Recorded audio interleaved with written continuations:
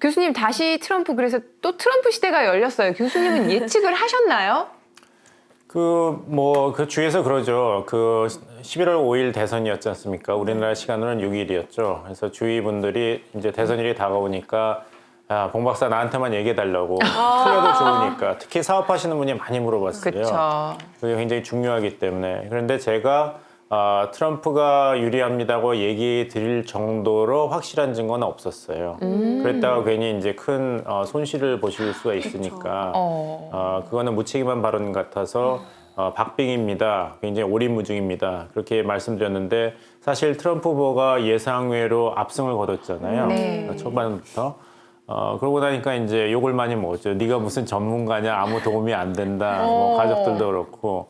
근데 여론조사가 이번에도 또 틀렸어요. 2016년에 민주당 힐러리 클린턴 후보가 이길 확률이 90% 이상이라고 그 당시에 뉴욕타임즈 일면에 났었어요. 선거 네. 전날. 근데 결국에는 트럼프 후보가 이겼고 그래서 그때 여론조사 기관에서 반성을 한 것이 우리가 무엇을 놓쳤냐 했는데 유권자들의 학력을 제대로 반영하지 못했다. 이제 고졸 이하와 대졸 이상 그것을 더 반영했어야 된다 그랬죠. 그래서 2020년에 또 대통령 선거가 있었잖아요.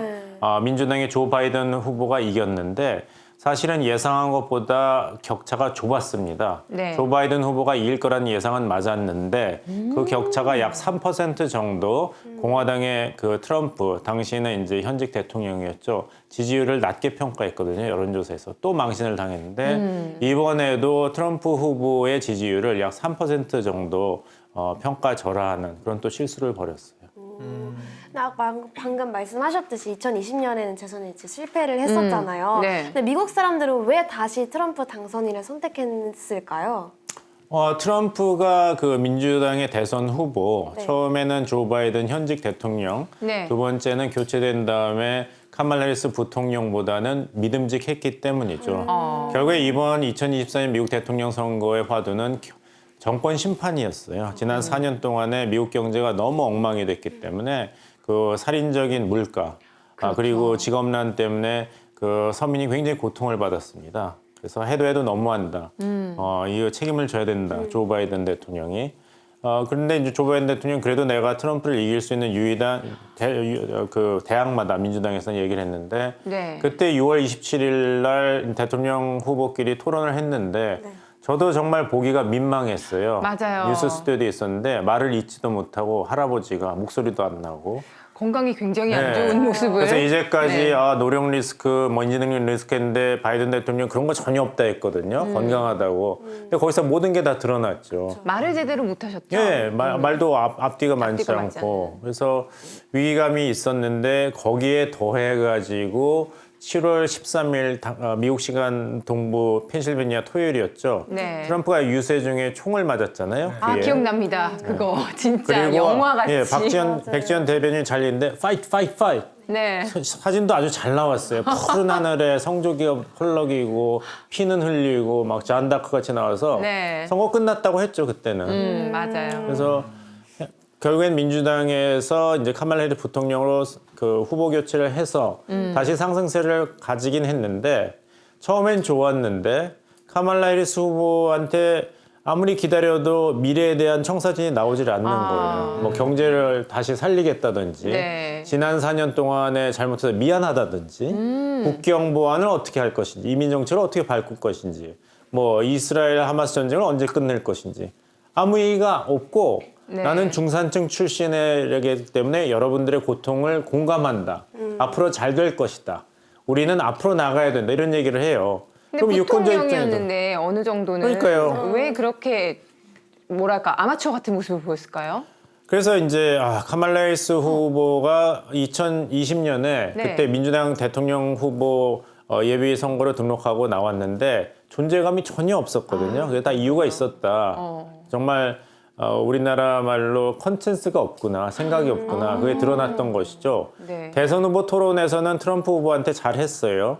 약 3명 중에 2명은 카말라 해리스 후보가 도널드 트럼프 후보보다 잘했다고 했는데 네. 그래서 트럼프 후보 진영도 사실 잠깐 긴장을 했는데 나중에 나온 얘기를 들어보니까 아주 쾌재를 불렀다는 거예요. 자체 여론조사를 했는데 그 여론조사가 변하지는 않았대요. 토론은 토론이고 네. 하지만 지지층이 이탈하지도 않고 카멜라 해리스 후보가 무슨 다시 모멘텀을 받은 것도 아니고 결국에는 이 사람한테 4년 국정을 맡겨도 괜찮냐 했을 때 네. 민주당 카멜라 해리스 부통령 대통령 후보로서 청사진을 제시하지 못한 거예요. 그러면은 그렇군요. 트럼프가 아무리 막말하고 여러 가지로 마음에 안 들지만 그것도 한두 번 들은 게 아니라 8년 동안 들었기 때문에 이제는 무감각해졌죠. 익숙해졌나? 저 사람은 원래 가스라이팅? 그런 사람이다. 뭐 얘기하면 맨날 네. Make America Great Again. It's gonna be great. 너무 다 잘 될 비슷하다. 거라 그래요. It's gonna be great. 맞아요. 바이든 worst president고 카멜라 해리스는 그것보다 더 안 좋은 대통령 될 거라고 하면 이게 귀에 쏙쏙 들어오거든요. 그러네요. 나를 자극적이다. 보라고 나 네. 4년 동안에 물가고가 있었냐? 그때 전쟁이 있었냐? 없었어요. 그러네요. 그러니까 비교를 해보라는 거죠. 그리고 대선 후보 토론 마지막에 카멜라 해리스 후보한테 얘기하면서 아까 말씀하신 대로 이 여자가 이번 토론회에서 얼마나 좋은 얘기를 많이 했냐. 앞으로 잘 될 거라고 얘기를 했는데 그렇게 아이디어 좋은 게 많았으면 지난 3년 반 동안 백악관에서 부통령을 뭐 했냐. 그게 아픈 거죠. 그렇다고 같이 일한 보스인 조 바이든 대통령을 비판할 수도 없고 그럼 네. 민주당에서 분열이 일어나잖아요.